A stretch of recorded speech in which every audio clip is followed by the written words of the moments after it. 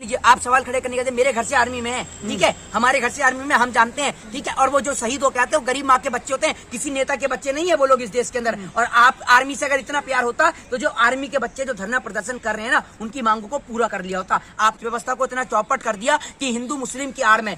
मुझे तो ऐसा लगता है कि नुपुर शर्मा का मुद्दा भी इसीलिए इतनी जोरों शोरों से उठाया गया ताकि अग्निपथ के मुद्दे को शांत कर दिया जाए। ये जो खटारा जो मुख्यमंत्री हैं हरियाणा के, खट्टर है, खटारा ही है, हाँ, जो खटारा जो मुख्यमंत्री है खटारा ही है, खट्टर नहीं है। पहले बेटे को रिटायर कर देंगे आप, ये बताइए। और दूसरी बात ये 23, 24, 25, 26 साल की उम्र में, 26 साल की उम्र में बंदा रिटायर। प्रधानमंत्री तो रिटायर्ड नहीं हुए, प्रधानमंत्री तो रिटायर्ड नहीं हुए अभी तक। प्रधानमंत्री की कितनी उम्र है? प्रधानमंत्री के अभी भी 16 साल के कुंवारे लड़के हैं। ये बता दीजिए मुझे, प्रधानमंत्री क्यों रिटायर नहीं हुए? मोहित जी, जो अग्निपथ योजना है उसके विरुद्ध में अभी भी छात्र हैं, लेकिन सरकार कंटिन्यू कह रही है कि अच्छी योजना।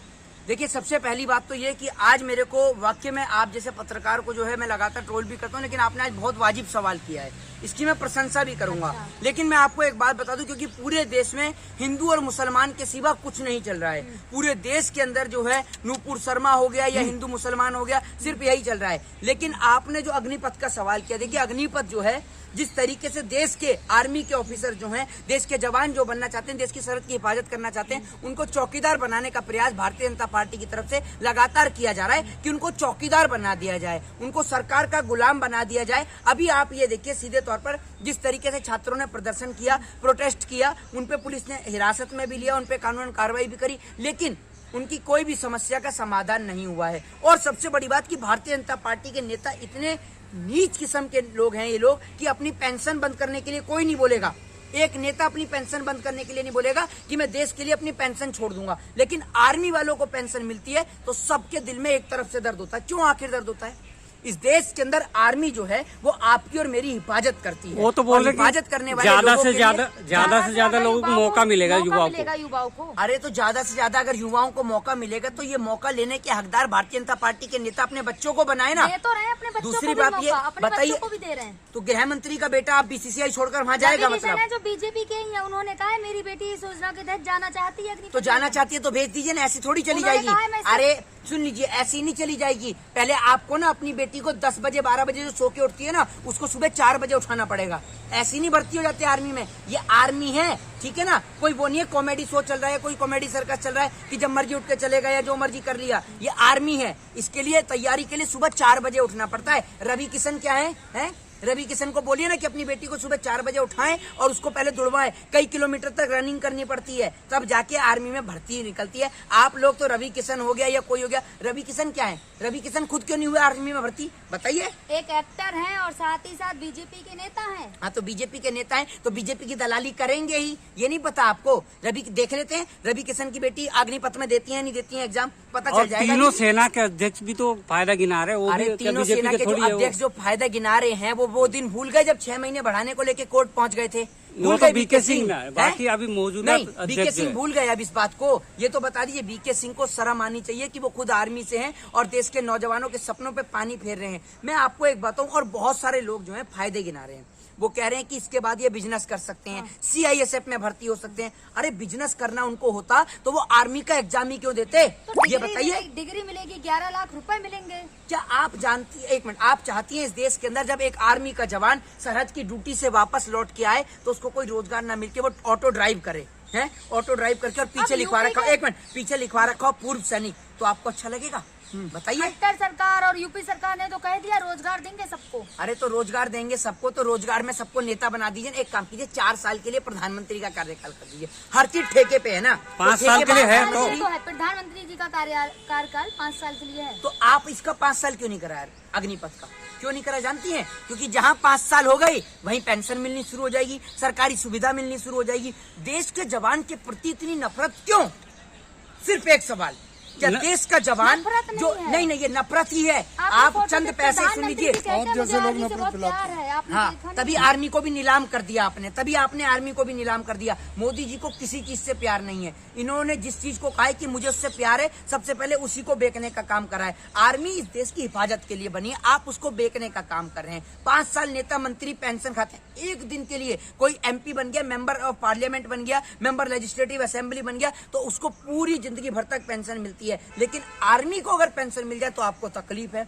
आर्मी के जवान इस देश से खातिर तिरंगे में लिपट कर आते हैं, गरीब माँ के आपने देखा नहीं मोदी जी को कितना आर्मी से प्यार है।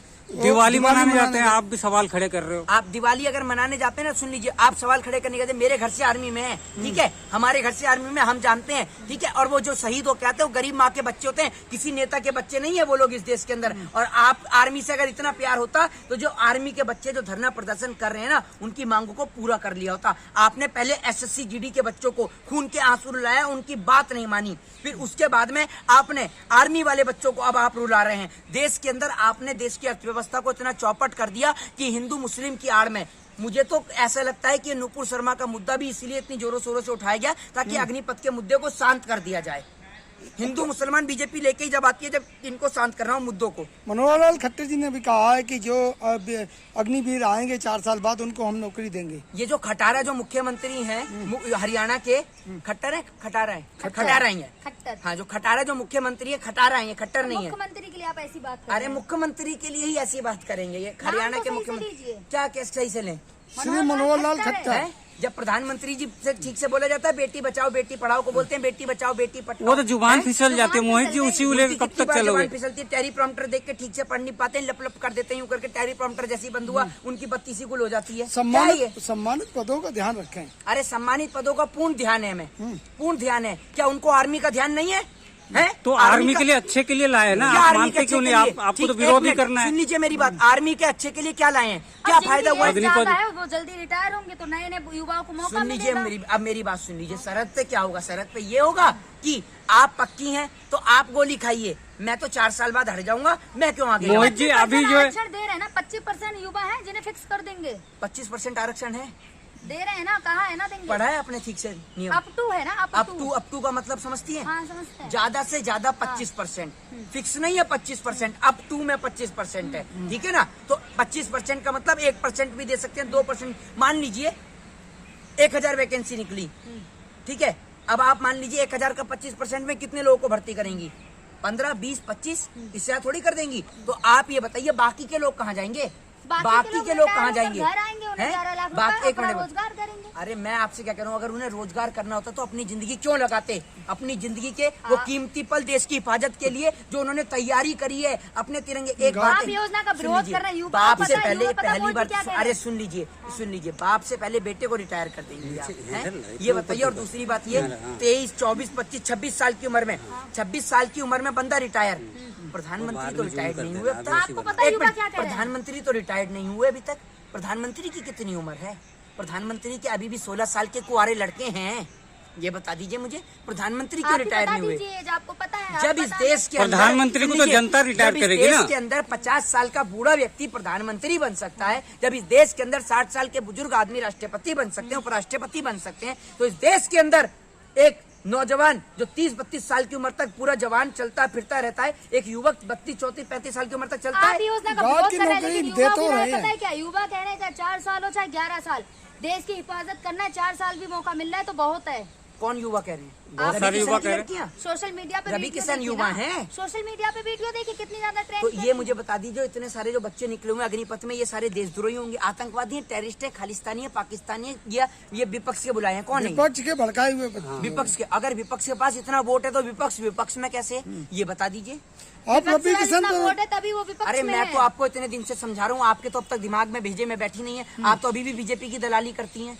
सवाल पूछा तो बीजेपी की दलाल। अरे तो आप बात ही ऐसी करती हैं, आर्मी के जवानों को आप बेच रहे हैं, उनको चौकीदार बनाने का काम करें। आपको लगता है ना मोहित जी? 4 साल के बाद वो सिक्योरिटी गार्ड, सरकार को तो कुछ लगता ही नहीं है। सरकार को तो किसान बिल में भी फायदा दिख रहा था, सरकार को CNRC में भी फायदा दिख रहा था। सरकार अब भी सारी योजनाओं के बारे में कह रही कि सब अच्छी थी। सब योजनाएं अगर अच्छी थी तो एक काम करिए, किसान बिल वापस से लागू करके नेता मंत्री सारे अपने प्रधानमंत्री, सबसे पहले प्रधानमंत्री अपने पद से इस्तीफा दें और खेती बाड़ी में लगे। उसके बाद जो है ये अग्निपथ को लागू करें, अग्निपथ को लागू करें, गृह मंत्री अपने पद से इस्तीफा दें, खेती बाड़ी करें और अपने बेटे को जैसा को BCCI से निकालकर उसको अग्निपथ में लगाएं, तब पता चलेगी ना कितने फायदेमंद बिल हैं। अग्निपथ की एज लिमिट भी है ना। अगर इतने फायदेमंद बिल हैं तो नेता मंत्रियों के बच्चे क्यों नहीं जाते हैं? तो अग्निपथ की एक लिमिट है ना, एक। हाँ, तो जैसा कैसे जा सकते हैं? शिवराज सिंह चौहान का बेटा के 50 साल का हो गया, बुढ़ा हो गया है, अभी तो जवान है, LLB कर रहा है, तो अभी तो जवान LLB करी है, तो वो नहीं हो सकता भर्ती?